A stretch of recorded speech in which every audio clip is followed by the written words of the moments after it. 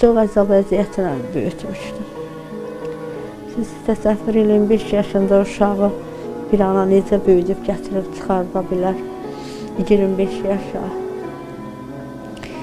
Yol nəqliyyat oxutdurmuşdum, Ağdamda kollec qutarmışdı. Diploma var idi.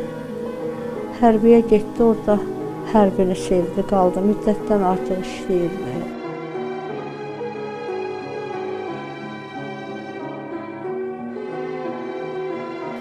Hər oğul bayrağa bükülə bilməz, hər oğula qismət ola bilməz şəhidlik.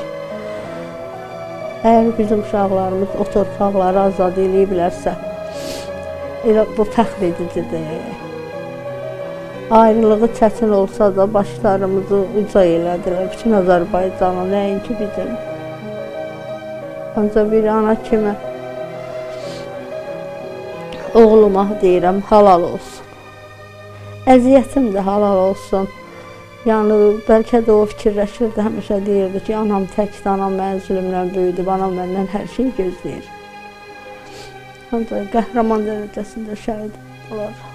Allah şəhidlərin ruhunu şad eləsin. Biz də cənnətdə oğlumuza qovuşacaq, başqa heç nəyim yoxdur. O ümidim var ki, oğluma qovuşacaq.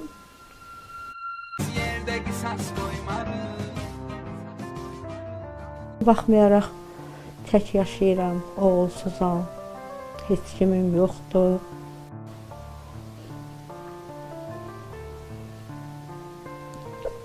Amma fəxr eləyirəm ki, elə bir oğulun anasıyam.